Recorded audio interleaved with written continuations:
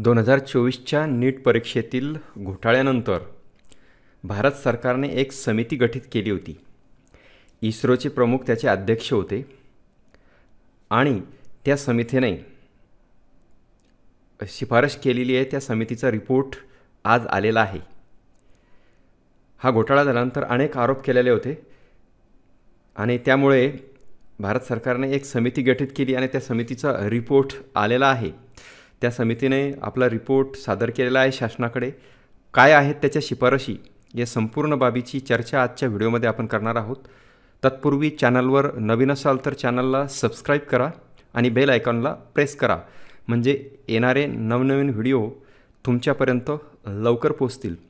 तर बघूया आपण, जास्त वेळ न लावता व्हिडिओला सुरुवात करूया की काय काय शिफारशी केलेल्या आहेत. यामध्ये महत्त्वाच्या शिफारशी काय आहेत याची चर्चा आता आपण करणार आहोत.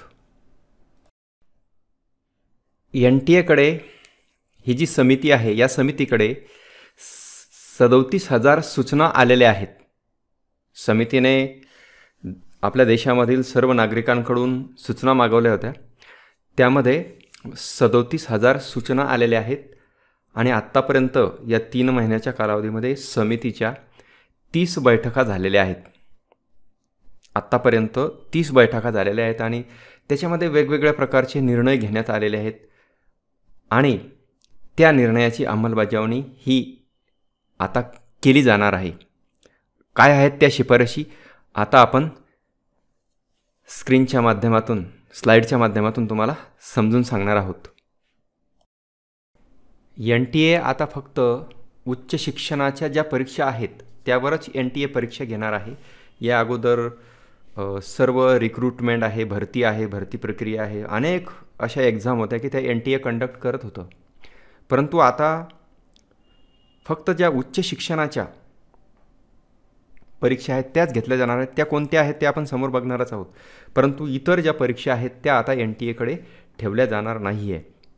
आणि NTAचा जो आधारभूत ढाचा होता, म्हणजे NTA जे कर्मचारी होते त्याच्यामध्ये सुद्धा आता बदल करणार आहेत. काय बदल करणार आहेत ते आपण बघणार आहोत. आधारभूत ढाचा चेंज करणार आहे NTAचा. NTAला स्थगित न करता त्याचा ढाचा चेंज करून घेणार आहेत. NTA आता फक्त मेडिकल आणि इंजिनिअरिंगच्या ज्या परीक्षा आहेत, ज्याला आपण JEE, नीट एक्झाम आहे, त्याच्यानंतर CUET आहे, क्यूट एक्झाम, ह्याच परीक्षा आता NTA घेणार आहे. त्यामुळे पारदर्शकता ही वाढणार आहे आणि NTAचं लक्ष या परीक्षांकडे पूर्ण केंद्रित होणार आहे. त्यामुळे पारदर्शकतेमध्ये फरक पडणार आहे. त्यामुळे जो घोटाळा झालेला आहे यावर्षी, यामध्ये कुठेतरी बदल होण्याची अपेक्षा शासनाला आहे. त्या पद्धतीचे प्रयत्न भारत सरकार करत आहे. समितीने ज्या शिफारशी केलेल्या आहेत त्या जवळपास 101 शिफारशी वेगवेगळ्या केलेल्या आहेत. त्यामध्ये महत्त्वाच्या कोणत्या शिफारशी आहेत ते आपण बघणार आहोत. आत्तापर्यंत कमिटीने 101 शिफारशी केलेल्या आहेत. त्या सर्व शिफारशींची अंमलबजावणी होणार आहे.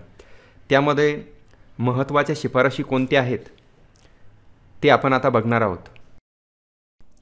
या 101 शिफारशीमध्ये महत्त्वाच्या 3 शिफारशी आहेत की ज्या महत्त्वाच्या आहेत. की पहिली आहे, NTA ह्या वेगवेगळ्या राज्यामध्ये परीक्षा केंद्र निर्माण करण्याची जबाबदारी NTAला दिलेली आहे.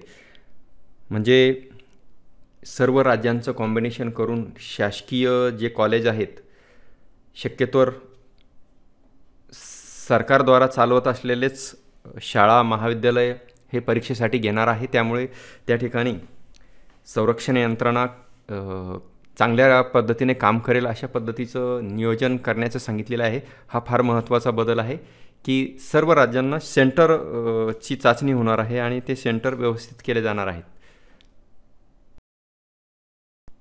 त्यानंतर दुसरा जो महत्त्वाचा बदल सांगितलेला आहे तो की हळूहळू इतर आपण जे JEEच्या एक्झाम ऑनलाईन होतात त्या पद्धतीने हळूहळू ह्या परीक्षा सर्व NTA सर्व परीक्षा ह्या ऑनलाईन वर्ग होणार आहेत. त्यामुळे विद्यार्थी मित्रांनो, यावर्षी तर ऑनलाईन एक्झाम होणार नाही हे या शिफारशीतून क्लिअर झालेलं आहे. त्यामुळे यावर्षी ऑनलाईन नीटची परीक्षा होणार नाही आहे. हा एक महत्त्वाचा बदल आहे. परंतु पुढील काळामध्ये तसा बदल करण्याची शिफारस कमिटीने NTA कडे केलेली आहे. त्यामुळे यावर्षी ऑनलाईन एक्झाम होणार नाही हे मात्र निश्चित आहे. त्यानंतर पुढचा महत्त्वाचा एक बदल सांगितलेला आहे की ऑनलाईन परीक्षा होताना जे हॅकर्स असतात, पेपर हॅक करतात, त्याच्यासाठी एक हाय सिक्युरिटी इंजिनियर नेमून त्या ठिकाणी हॅकर्सना रोखण्यासाठी मोठ्या प्रमाणात प्रयत्न केले जाणार आहेत. ही एक महत्त्वाची शिफारस केलेली आहे.